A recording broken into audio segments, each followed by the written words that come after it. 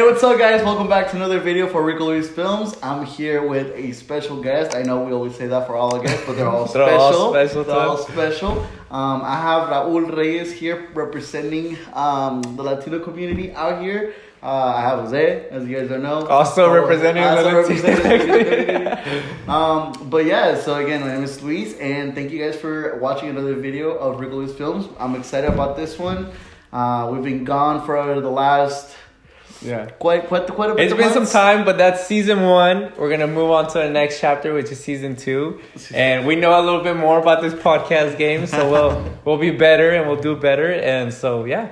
But yeah, anyway, so just to get it started, why don't you introduce yourself, Raul, and then just tell us a little bit about yourself. Going back to college days, where you say the icebreakers. So great. This is the moment. Awesome. Well, thanks everyone for having me. Luis, thank you, Rico. My name is Raul. What kind of stuff do you want to know about me? I mean, I want to go back from the beginning, honestly. Where were you born? First of all, who are you and why you're here? Yeah, where are you from? Where are you from? Let's get started. Yeah. So, I was born in Michoacan many years ago. So was born, and my dad was in the army, in Mexican army back then. Mm-hmm. So we moved around a lot in Mexico. So then we moved here. He passed, and then we moved right after. Okay. So moved here to Oregon. Went to school here, high school. I went to PSU and Mount Hood Community College. PSU, PSU alumni. PSU alum. Yeah, for sure. So went there, and after high school and college, I've worked in tech since. So I worked for a company that got acquired by Adobe. That's kind of where I got started. And a couple startups here and there. And now I work, my full-time job, I work at Shopify in tech. And as my part-time job, I serve in the Oregon Air National Guard. So non-commissioned officer there for the Air Force. And also another part-time job that I have is I have some real estate ventures that I have here in Oregon, United States. Yeah. And I like to volunteer, do some stuff with volunteers. And I live on a farm, so I have some livestock. So that keeps me active, you know. Yeah.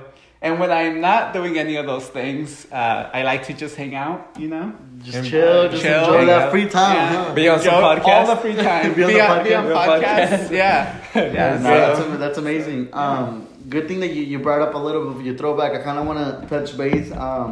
Going back, right? So again, we want to learn more about you, what you do, especially the community. I know that you're really well involved.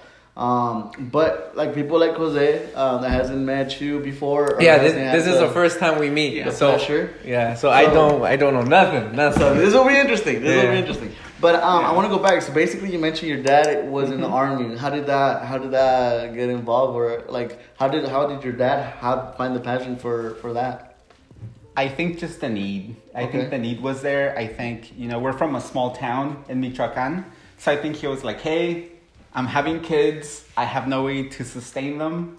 That seems like a logical thing. I really don't know his reasons. Yeah. But that's what I'm deducting from kind of, who he was and all of that.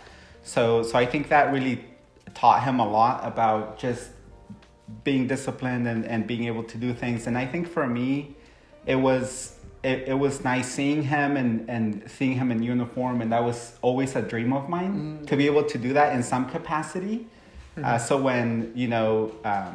when I graduated high school, I wasn't eligible to join the U.S. military for immigration reasons. In case you're wondering, so this is before DACA. This is before a lot of those things were out there. So then when I finally became eligible through permanent residency, I was like, hey, I want to do it. And full-time wasn't something that was an option. I was already working. I was out of college. I was just, being an adult. So I figured, part-time is really the way to do it. And I also want to say, as a disclaimer, that everything that I'm saying are my opinions, not those of the Oregon Air National Guard, the Department of Defense, or the U.S. Air Force. Just FYI. Put that all my opinions. Disclaimer right here. Our podcast is going to get taken down. So I went through, and it's something that I wanted to do. So I went in. And I've been there for 5 years now. It is part-time, so I do it 1 week in a month, and then 2 weeks out of the year. So for this year, we're doing something really cool so we deal with mortuary affairs. Okay. So, dealing with those who pass in the military. So this year we're going to it's called the human farm. So we go in and we're going to learn about how to, the decomposition of bodies and everything about the body after it passes. Wow. So that's in Tennessee. That's so I'm really excited about it. It's in a couple of weeks. So we're going to go through, and I think there's something about seeing a dead body that really changes the way you look at life.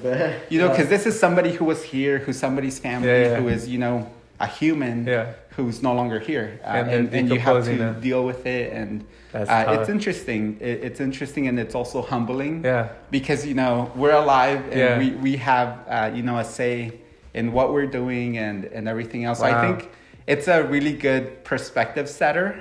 As far as, am I going to be lazy all day, or am I going to, go out there and get shit done? That is a crazy perspective. So it's interesting. When you first said that, that's not what came to mind. I was like, wow, that's crazy. Looking at dead bodies. But now that you mention it and put it in that perspective, that's really true. Man, that's crazy. Yeah. That just brings me a point that you right now that you mentioned, you're like, I do this, I do that, I do this, and at the same time I do this on the side. I feel like that's kind of a reasoning why too. No, I feel like you just kind of have that perspective, that first-hand perspective, where you're seeing fellow people that are in the army that are no longer here with us, that you have to share, unfortunate news, and at the same time being able to know the steps of what happens next after that. And like you said, just being humble, and then being able to, what do you take out of their day to day, right? So that's crazy. What's your opinion that, since you brought that up, that we're alive, we gotta be blessed and humble that we're living and get to do stuff, and you mentioned being lazy and wasting time, right?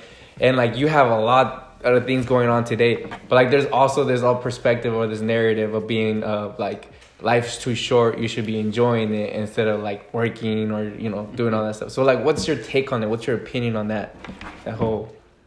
Yeah, I think that's a really good point. I think being able to do all those things, it's a really tough balance. And I say that from a workaholic that I am. And I think for many of us, the pandemic really was a big reset button to be able to say, hey, what really matters. And I say that because during the pandemic, I was working like crazy.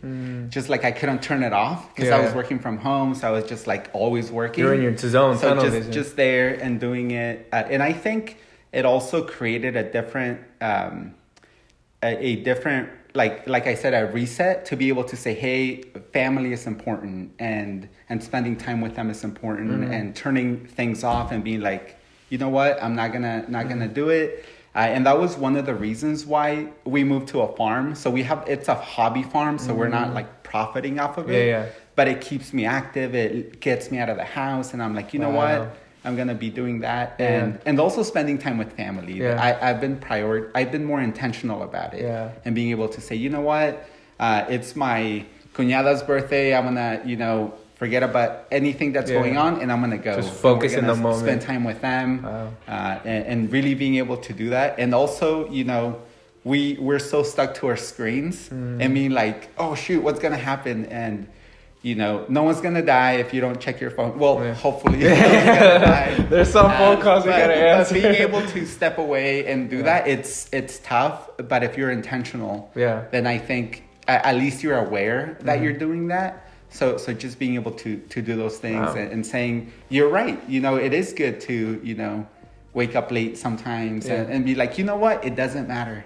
And being able to just chill.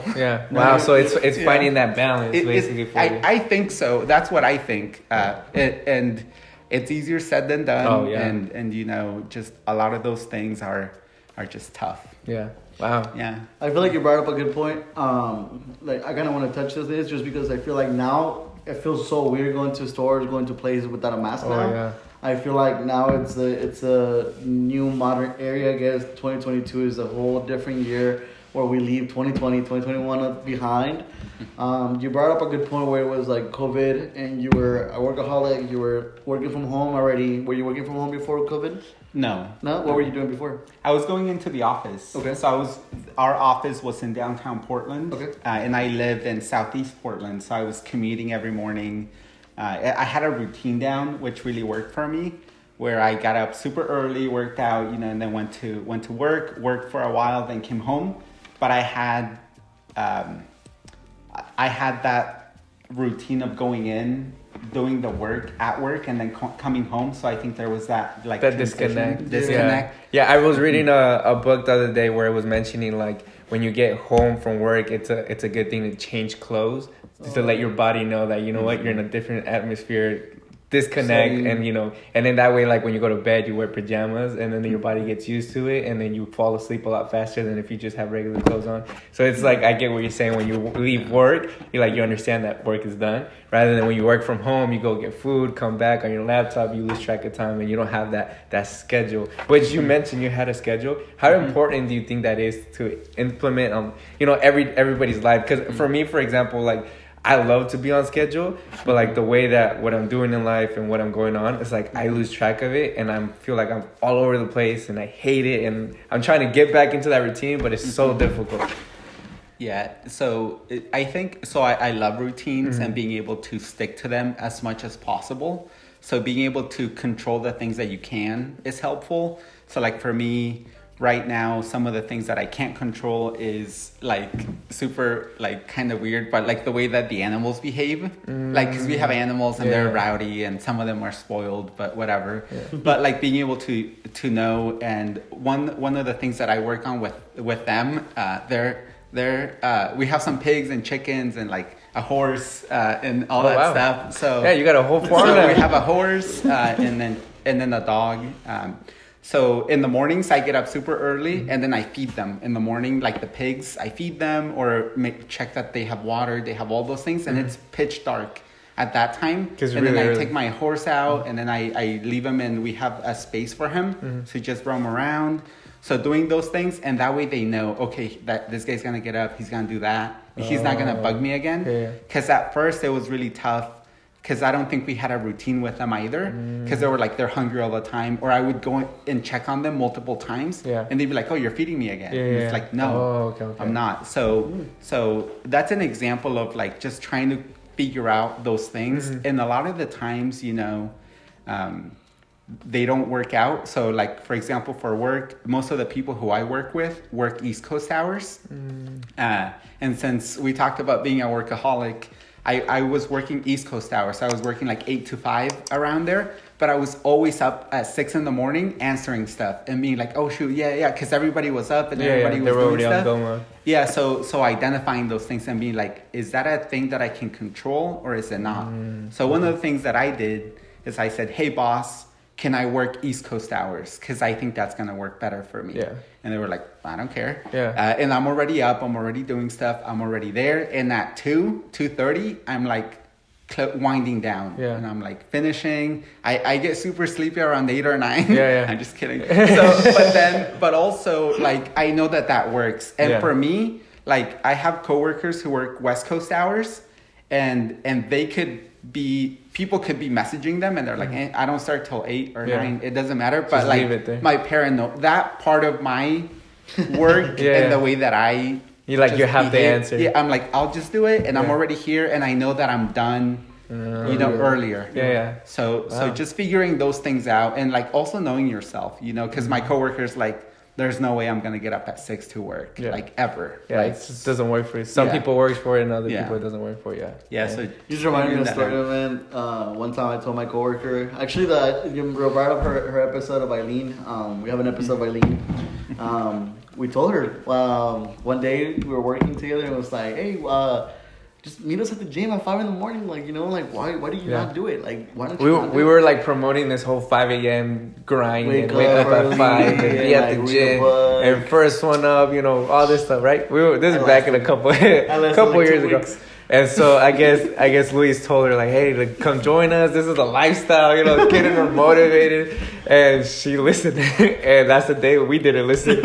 And she was at the gym at 5 a.m, and we were like asleep. I was there. And she's like, I am never coming with you guys. I'm never doing this, doing that. But understand, like we had done this like 2 weeks, like constantly. Constantly. So I feel like we were going I think we were going pretty hard at it. But at the same time, we went like Monday to Friday, and it wasn't like a day work to rest, right? And then I work out Sundays too, so like even Saturdays I work, so I was like pretty busy throughout the whole week.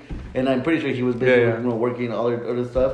So like for us doing those 2 weeks, it was like a lot of work. So then, especially when you're starting a routine, like the first 2 weeks, you're gonna crash because your body's not used to it. You're just adjusting, and that's where we were. We were crashing. Yeah, we were crashing. It's funny you mentioned that, but tell me a little bit more. You mentioned a lot of work, about a lot of protocol routines, doing your daily task.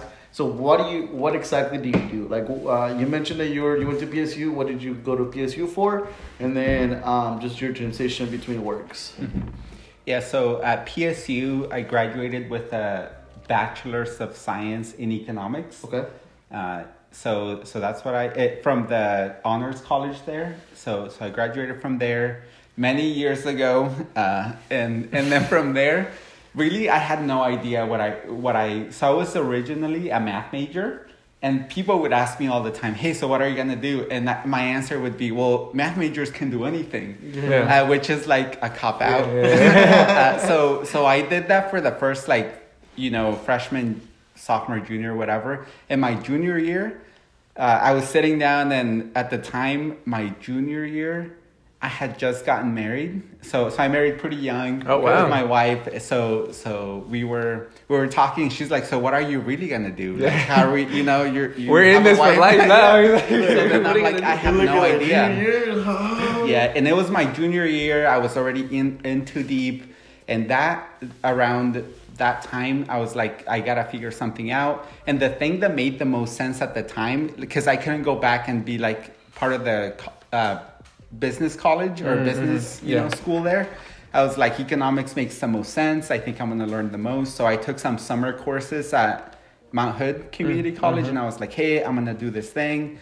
And then eventually I graduated with econ. They have a lot of overlap.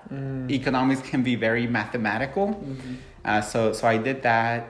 And then when I graduated, I had no idea what I was going to do. So I just started applying everywhere for like anything.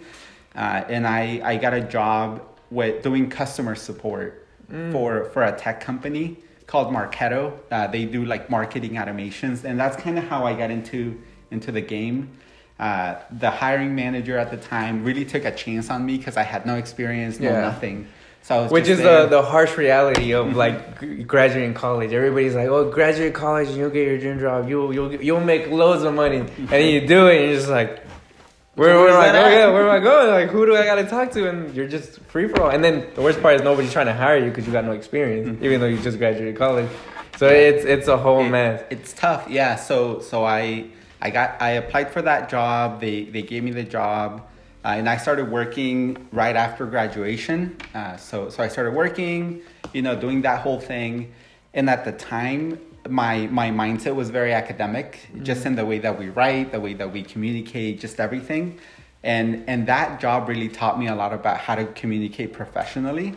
So like for me, it would be like, hey, this thing's broken, can you fix it? And I would be like, this is why it's broken, blah, blah, blah, blah, And my manager at the time really sat down with me and said, hey, let's review everything you respond to before you respond. So he'd be like, hey, thank you so much for your message. I understand this is frustrating, blah, blah, blah, blah. This is what we found. This is what we can do. Let me know what else we can do. And that really taught me a lot just about how people communicate both positively, but also professionally when there's conflict. And I think, when there's conflict, that's really when you learn a lot about people. And when they're pissed and they're mad at you and they think that you're responsible for whatever is out of your hands, being able to say, hey, I understand, I totally get it, or I don't understand how you feel, but I understand that it can be frustrating. Being able to do those things, that really taught me all those things, and being able to just learn about being there, and being able to learn the tech. So most of what I do now is in the marketing animation space and the marketing technology space. So at the time I was just being paid to learn and really get a grasp of what happens, what it is, and in some places getting certifications is really important. So Marketo really taught me, especially in the tech industry, right? Like there's always certifications that you have to go get certified for all the things. So that's kind of how it started. And then within that kind of work, I started getting promoted and having a portfolio of accounts that were just my accounts for support. And then at some point I was like, wait a minute, all these people are breaking the system. I want to be able to do that at some point. So I applied for marketing operations roles. So where you do the operation side of everything that happens in marketing.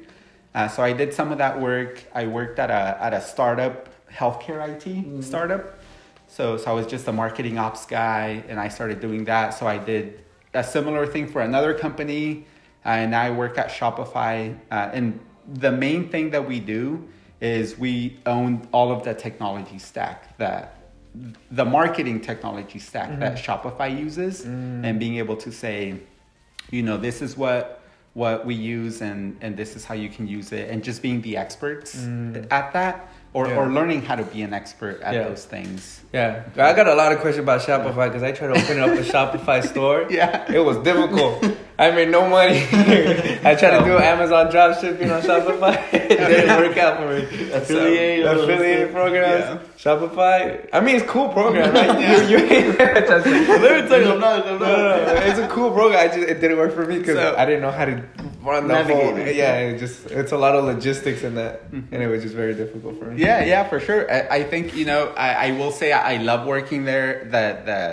The culture is very entrepreneurial. So I think it's a good place to be.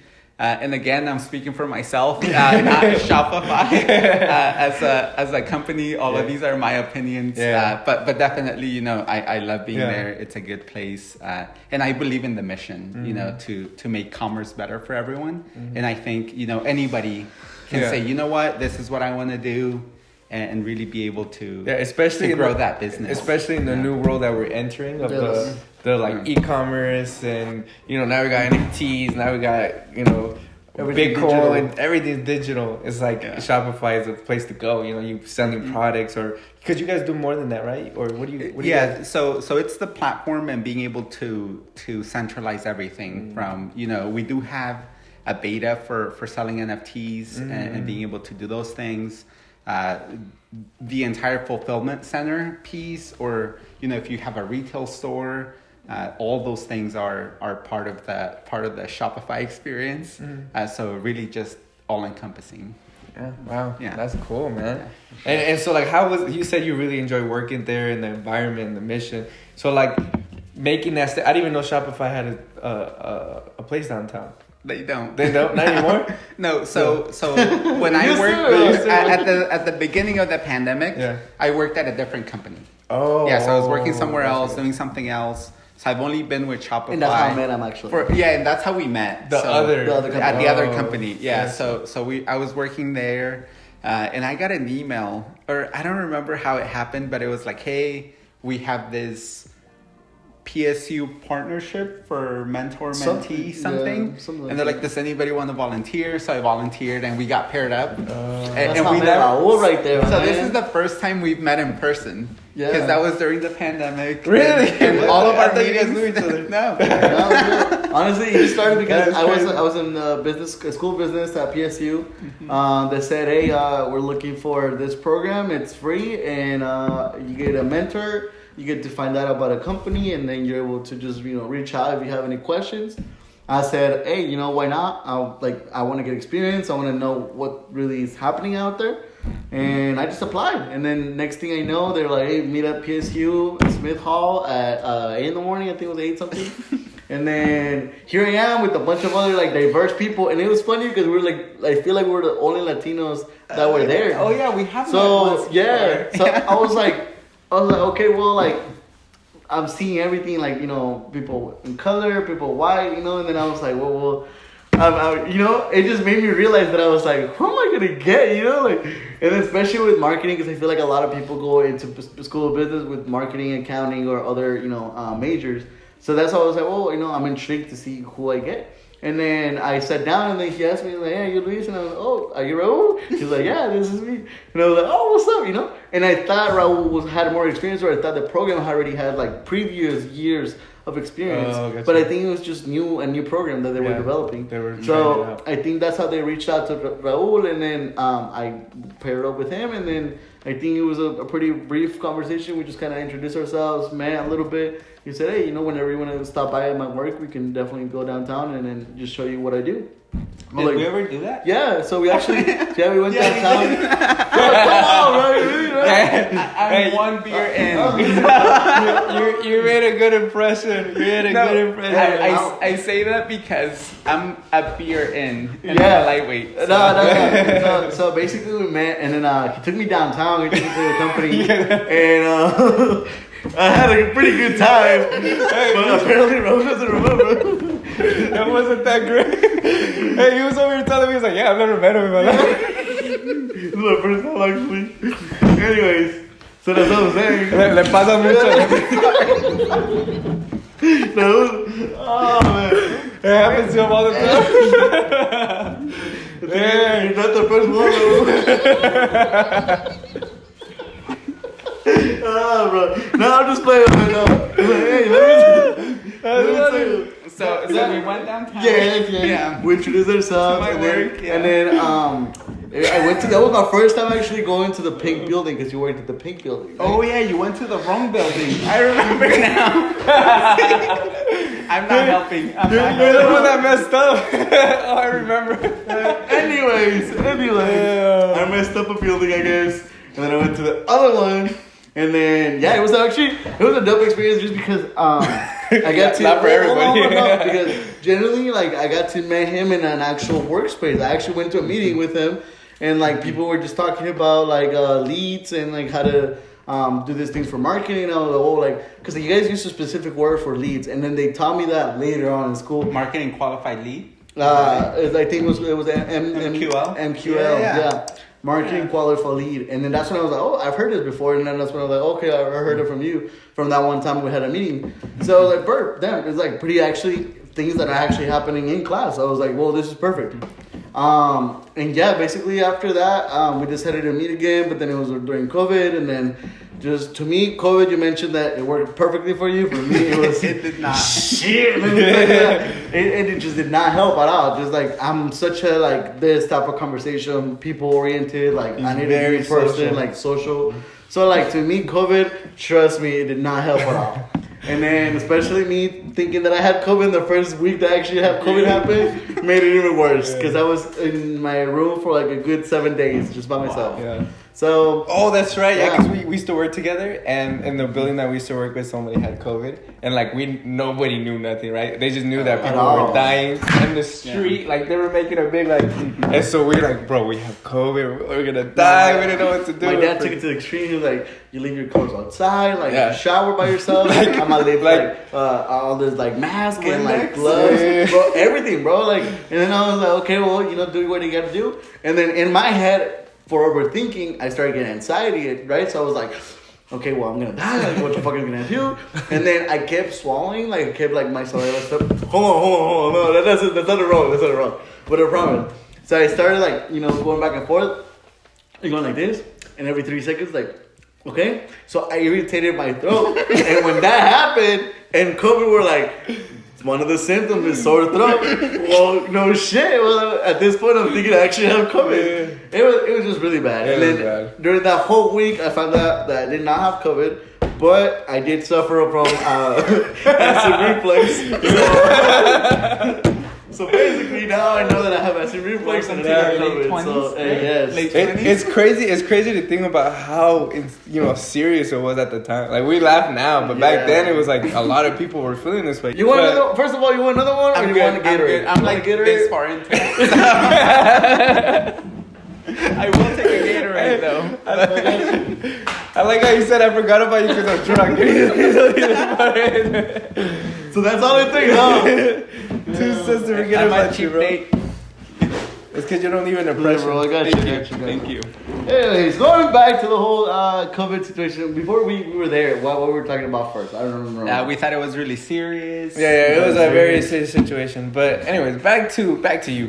COVID, we already talked about it for way too many months. But like, so you said you graduated with an economics degree, right? But you really work in a marketing environment. So how was that? Like, did you ever imagine being like, oh, I'm going to be in the marketing field? Or is that something you had the intention to do or just naturally happen? Or?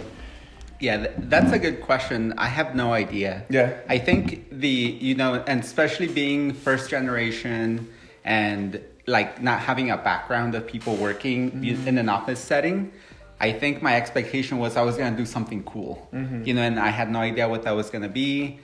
So I think as you go through, so when I started, it was very customer service focused. So talking to customers and being on for them. And eventually I was like, I don't want to do that. I want to run campaigns, and I got to do that. And then I was like, I don't know if I want to do this. So what I do now is very removed from the customer experience in the sense that we work very much like a development team would. So intakes come in, somebody says, hey, I want you to do this, or can our technologies do this one thing that I want to do? Then another team says, okay, here's the thing. We might be able to do it. We do what's called grooming. So we go, okay, these are the requirements that we have. Does it meet the things that we're trying to do? Do we have a way of going about it? We're going to give this thing 5 points. Like an elimination process. Yeah, so you do this thing, and it's going to take about a day or 2 days or half a day or an hour. Who knows? So and that's based on points. Then we're going to say, okay, we're going to add it to what's called a sprint. So this is like the agile method. So we say, okay, we're going to start working on this in the next 2 weeks. And then we add it to the list. So now it's very removed. And this is really more my jam. Because like if somebody tells me, and this is very like,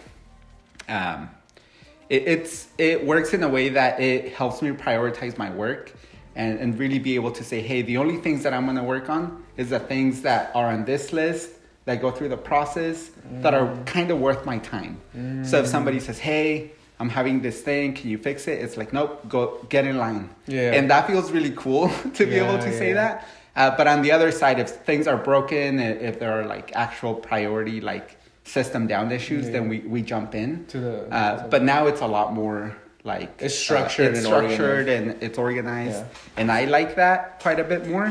And we really, I don't do like actual marketing anymore. It's a lot more about like the system, and did you improve it by how much? How did you do this thing? So it's more like tech oriented. So it's very much tech oriented, and I think so if we link it back to the things I learned in college, not so much. You're like, not that. Yeah, but it does teach you some things around, like optimizing and how to do like, was this significant or was this not significant? Those types of things, or like on the conversion of the whatever, like those types of things is cool. And it's good to have the background and be able to say, well, we ran the whatever test and this is what came out of it. I think those kinds of things are cool.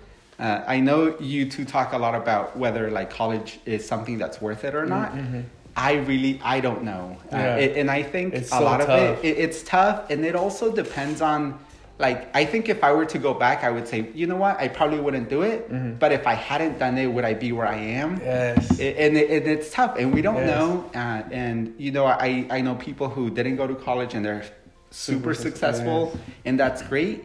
But I think the key is just being able to hustle, being able to learn, being able to say, you know what, I dislike the school system, but I'm going to be the best car cleaner in the business. I'm gonna take over, and they're great, and they're amazing. And I'm like, wow, that's hustle. You know, that's hustle.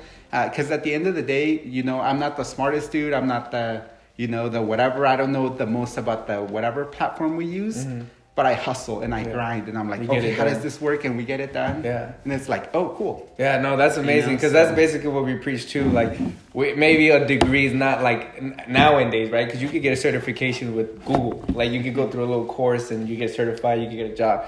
But like, it's more about seeking the next step, seeking education, seeking options, opportunities, and not just staying there and be like, I'm not going to look any further, I'm gonna be at my whatever 9-to-5 job you have, but like being the best that you're possible. And that's where we're at. We're not saying college is bad. We're not saying it's a waste of money, or at least I'm not saying that. But what I'm saying is like at least have that where you're looking for the next thing. You're being educational. You're getting inspired. You're looking for opportunities, and that's what we're preaching.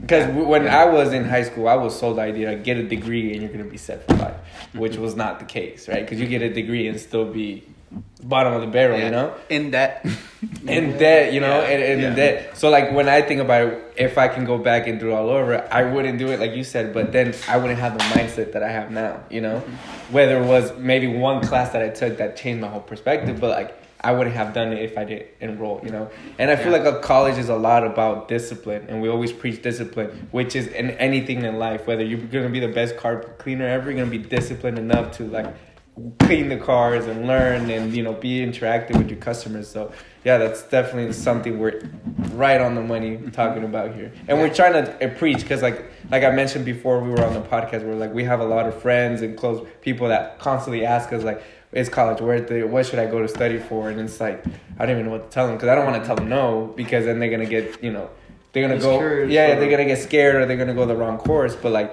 how do I get the right words to tell them like just hustle, you know? If for you hustling is go to school and then get educated, you know.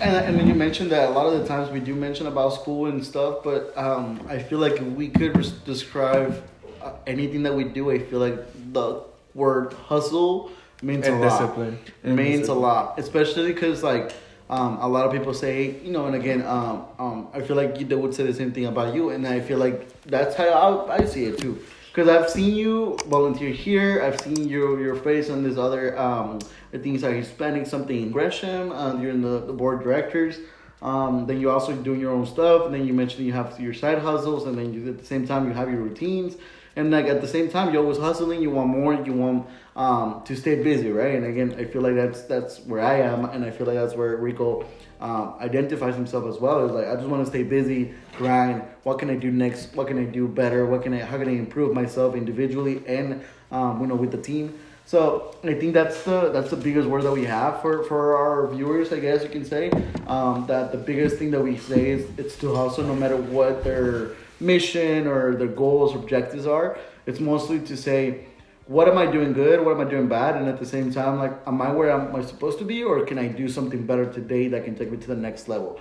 Again, I do work, Monday to Friday, but at the same time, like Saturdays, I'm pretty busy. This guy is busy on Sundays because we don't settle. And at the same time, there's people out there asking, well, like, could you guys go hang out or do this and that? And then we're like, hey, like, it's cool to hang out and do our stuff, especially when, you're done working, you're having that moment for you.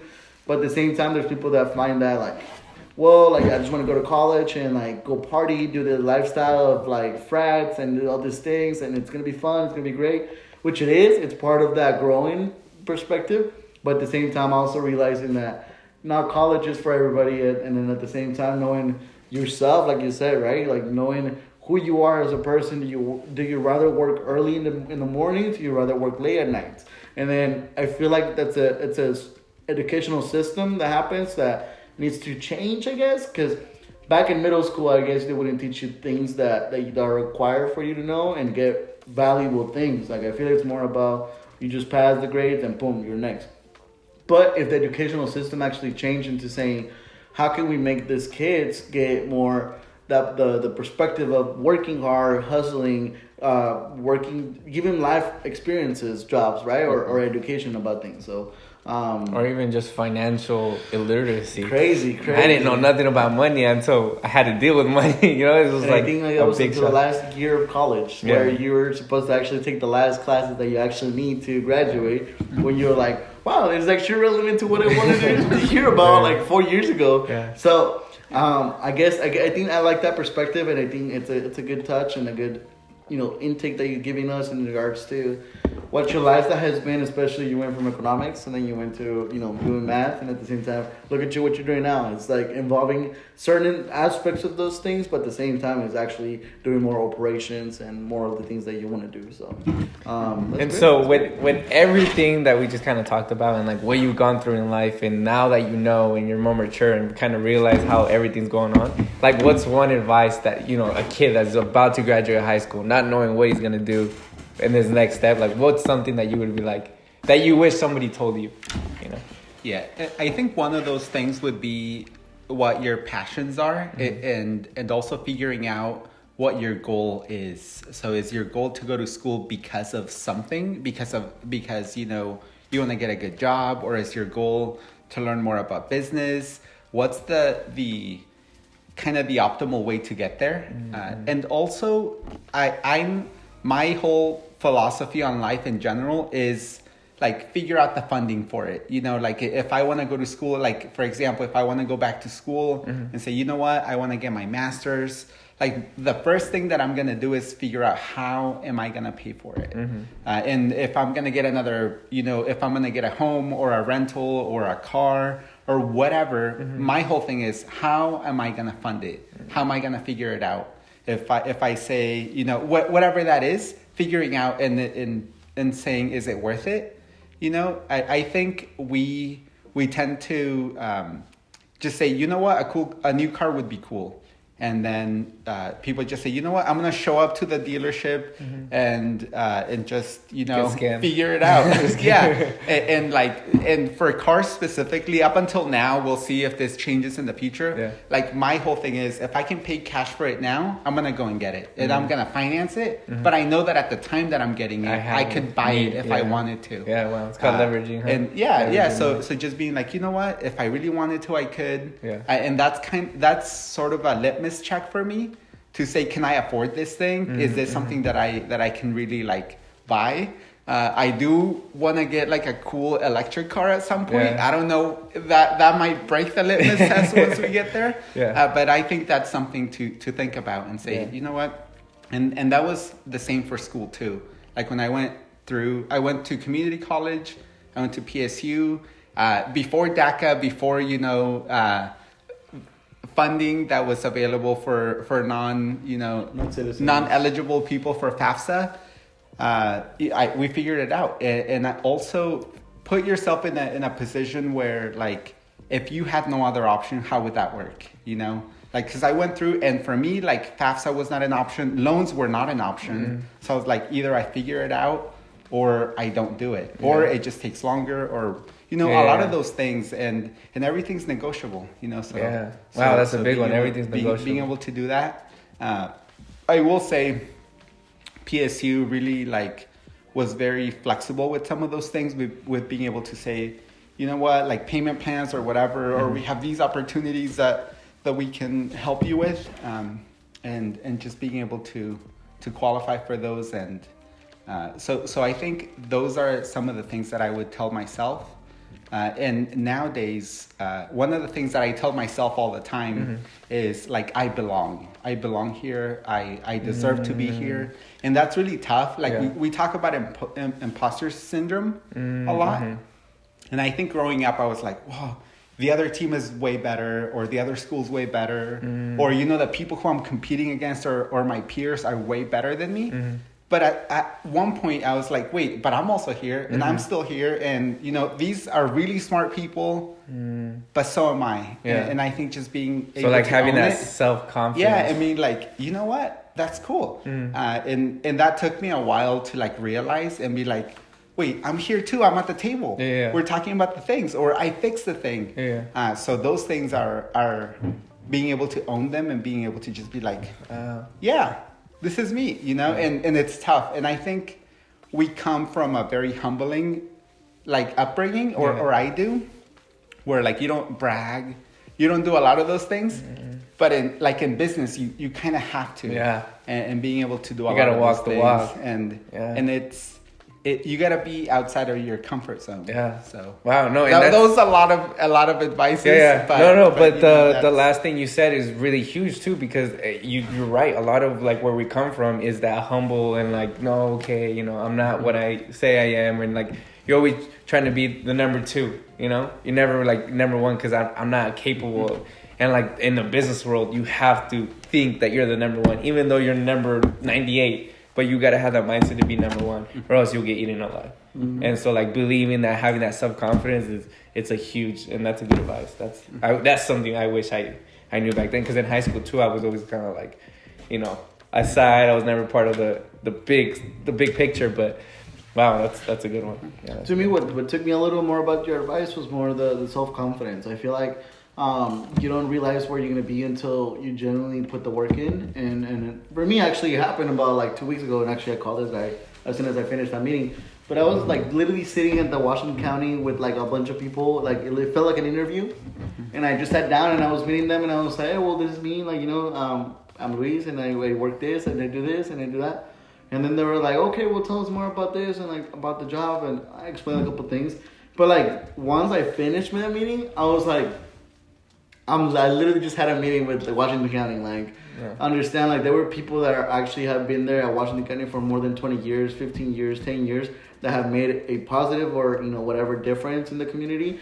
But at the same time, I'm sitting with those people. Like, I'm sitting there, you know? Mm-hmm. And I feel like that boost of self-esteem is kind of like, we're like, oh, shoot, like, I can really be doing out here, doing all these things, right? I can sit down with whoever, and it doesn't matter who it is or whatever I'm doing. It's like you gotta be there and represent yourself, your culture, your heritage, values. I feel like you're there, and like you said, right? I feel like that's what stuck for me. That I belong. Like I belong here. I belong wherever I am. I belong whatever I'm doing. So I think that's a key one for me in that aspect. Because like you said, I think we have similar stories at the same time. Because I came to the United States when I was 12, actually.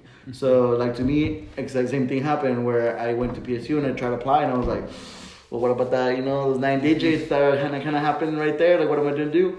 And, you know, again, one thing happened, and then thankfully it went through my application, and at the same time, I was able to go to PSU and find a scholarship for it.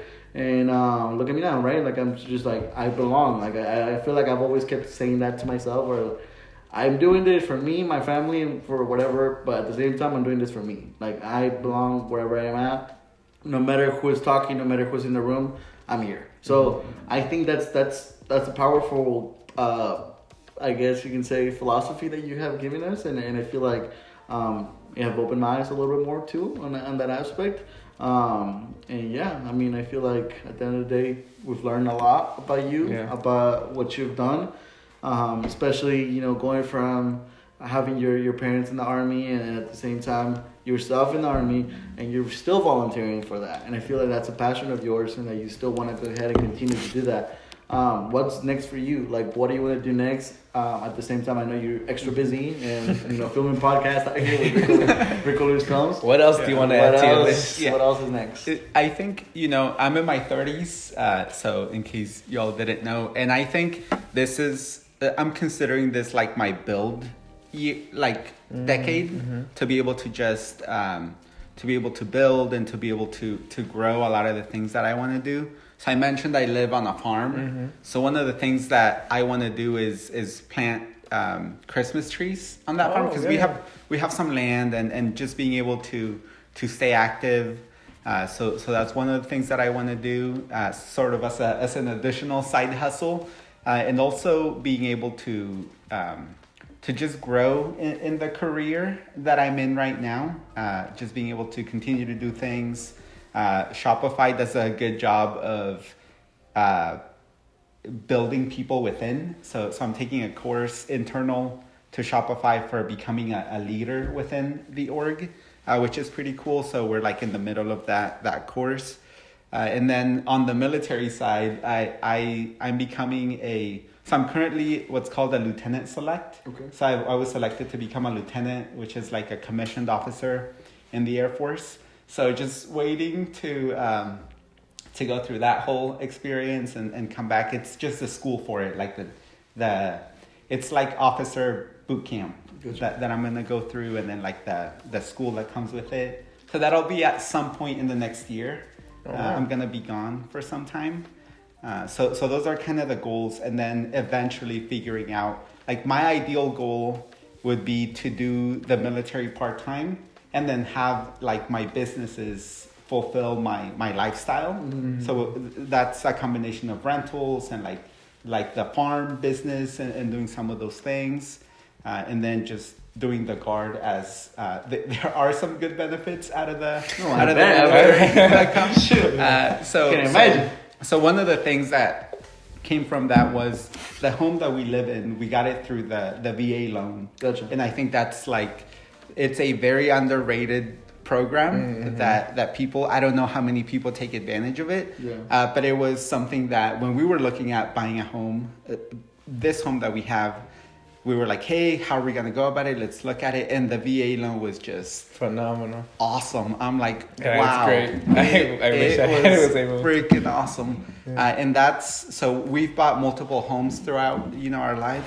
And this has been the cheapest one upfront, like the money upfront that we had to put in, cheapest. And it's also the most expensive. Yeah. So it's like figuring those things out. We don't pay for like property mortgage insurance or like PMI. All those things, PMI. It's like, oh, cool. Yeah. And so a lot of those things are really cool. So and some of the benefits of it, if I remember correctly, maybe not in your situation, but you don't have to put down payment on some of those VA loans. You don't have to. You don't have to, which is great because a lot of people like, you still have to put up either the 20%, 3.5%, whatever it is. $20,000, $30,000, $50,000 down payment. Yeah, it could be more than that. But like, the VA program, if you're eligible to that, take advantage. Take advantage. Yeah. Yeah, so figuring that stuff out is super useful. And the other thing that I think about is like making the most out of the benefits that you have wherever that is, if that's your job, if that's like something else, being like, you know what? Like for me, like Shopify gives us like money to spend on things and I use every penny. Yeah. And they're like, hey, do you want to get all these certifications? I'm like, are you going to pay for them? Yes. And then I take the day, I study for the thing, and now I'm certified in that thing. Yeah. So because you're building your own portfolio, and if somebody else can contribute to it, why not? Why not? Yeah. Yeah. So take advantage of all the opportunities you can get. Keyword hustle again. Hustle. And like he mentioned, everything is negotiable, and I love that. Everything is negotiable. Everything is negotiable.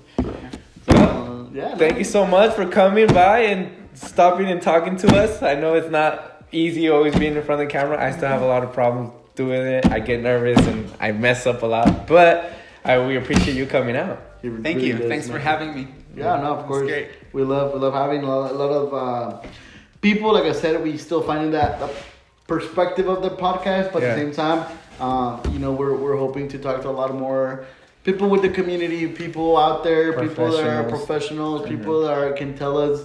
One little bit of advice that you can say for him is struck the whole everything negotiable. For me was more I belong. It was more like my intake. We know we all do different aspects of our lives, and at the same time, if we can give something to the people and the viewers that can have this and say, you know what, I met Raul. I don't know him in person, but I saw him on a podcast, and I know that he's amazing, and I know his story, and like he started with this, and he ended up doing this, and at the same time now he has this hobby, and then I have this hobby too, and just to be relatable. So, again, we appreciate your time. Appreciate the fact that you came all over here because I know he lives pretty far. So, how far do you live? I live in Oregon City, outside of Oregon City. Oh, damn. I didn't know. Let me tell you, so I appreciate your time. Yeah. I'm really thankful you came out. And again, we're glad to have you here. And then hopefully this is the first of many times that you're able to come back to the podcast. Yeah. If you ever want to film in the barn, let me know. Perfect. That sounds perfect. We'll appreciate that. And then in case you guys have not subscribed, feel free to hit the red button right there. Season 2, I guess you can say, even though we only had 4-5 chapters on the first season. But thank you guys for watching. We'll stay tuned. And then again, if you guys want to follow us on our personal channel, I will leave Raul's social media and LinkedIn in case you guys want to get connected for that. Right here down below, and then Rico, and then Wicho, and then we're out. Yeah. So thank you guys for watching. And everything is negotiable. Remember. I belong. Perfect. Well, thank you so much, man. I Thank appreciate you. it. I appreciate you coming out, man. Good catching up. Hey, you made it I to didn't the- mean to like. Yeah, that's funny. Hey, my name is Luis, by the way.